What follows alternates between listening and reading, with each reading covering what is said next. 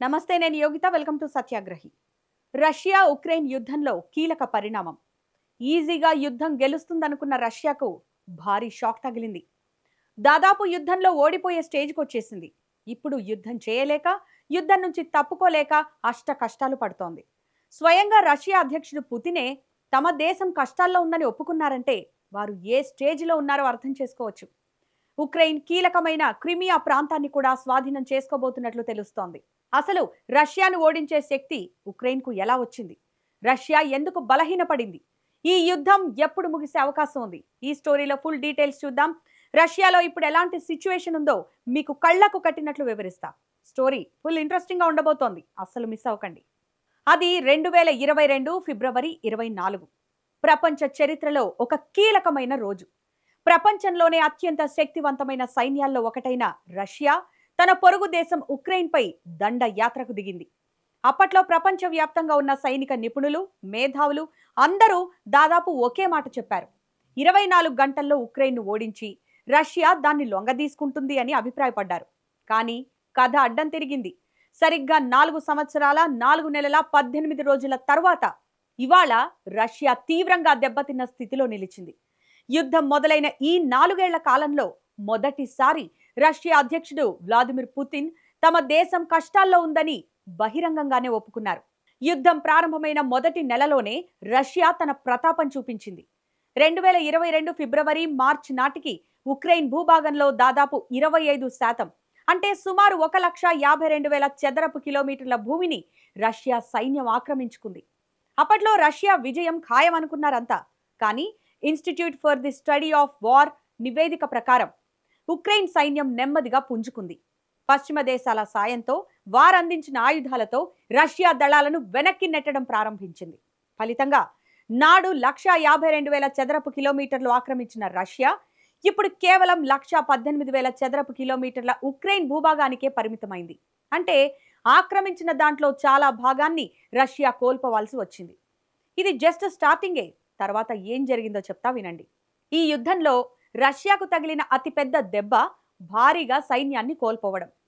మీరు వినే ఉంటారు, కొంతమంది ఇండియన్స్ ని, ఇతర దేశాలకు చెందిన వారిని కూడా రష్యా తన సైన్యంలో వాడుకుంటోంది అని. అది నిజం కూడా. రష్యా ఎంత పెద్ద మొత్తంలో తన సైన్యాన్ని కోల్పోయిందో దీన్ని బట్టే మీరు అర్థం చేసుకోవచ్చు. అక్కడి నుంచి రష్యా తన బలాన్ని కోల్పోతూ వచ్చింది. తమకు మద్దతుగా సైన్యాన్ని పంపించండి అని చివరికి నార్త్ కొరియాను కూడా పుతిన్ వేడుకోవాల్సి వచ్చింది. రష్యాకు సైనిక పరంగానే కాదు, ఆర్థిక పరంగా కూడా అతి పెద్ద దెబ్బ తాకింది.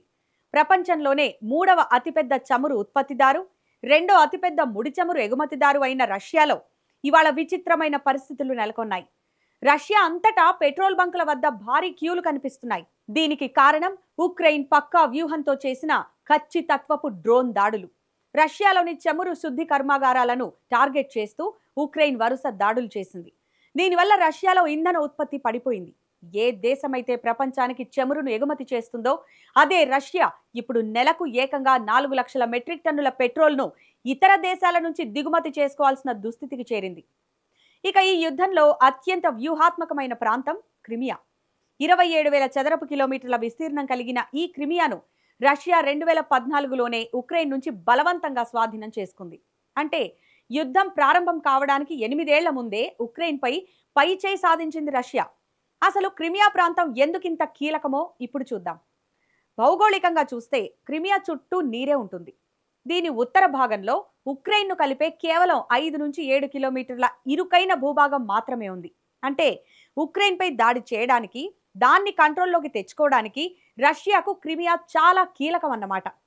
ఇక క్రిమియాలో ఉన్న తన సైన్యానికి సరుకులు, ఆయుధాలు సరఫరా చేయడానికి రష్యాకు 3 ప్రధాన మార్గాలున్నాయి. అయితే యుద్ధం స్టార్ట్ అయిన కొన్ని నెలల తర్వాత మెల్లగా క్రిమియాపై పట్టు బిగిస్తోంది ఉక్రెయిన్. ప్రస్తుతం ఉక్రెయిన్ సైన్యం ఈ 3 సరఫరా మార్గాలను పూర్తిగా తెగదెంపులు చేయడానికి వ్యూహాత్మక దాడులు చేస్తోంది. ఈ సరఫరా లైన్లు గనక కట్ అయితే క్రిమియాలో రష్యా పట్టు కోల్పోవడమే కాదు, యుద్ధం కూడా ఓడిపోయే అవకాశం ఉంది. ఈ యుద్ధంలో ఉక్రెయిన్ ఇంతలా ఎదురుదాడి చేయడానికి ప్రధాన కారణం దానికి అమెరికాతో పాటు యూరప్ దేశాలు అందిస్తున్న తిరుగులేని ఆర్థిక, సైనిక మద్దతు. ఇవన్నీ చూస్తుంటే రష్యా త్వరలోనే ఓడిపోతుందా, ఉక్రెయిన్కు లొంగిపోతుందా అనే ప్రశ్నలు రావడం సహజం. కానీ యుద్ధరంగ నిపుణులు చెబుతున్న దాని ప్రకారం రష్యా ఇప్పట్లో ఓడిపోయే అవకాశం లేదు. ఎందుకంటే ఇప్పటికీ ఉక్రెయిన్ యొక్క 20% కీలక భూభాగం రష్యా ఆధీనంలోనే ఉంది. యుద్ధ రంగంలో 6 లక్షల మందికి పైగా సైనిక బలగాలను మోహరించింది రష్యా. 4 ఏళ్ల సుదీర్ఘ యుద్ధం తర్వాత కూడా రష్యాకు పెద్దగా ఆయుధ కొరత రాలేదు. తమ సొంత పరిశ్రమల ద్వారా ఆయుధాల ఉత్పత్తిని రష్యా కొనసాగిస్తూనే ఉంది.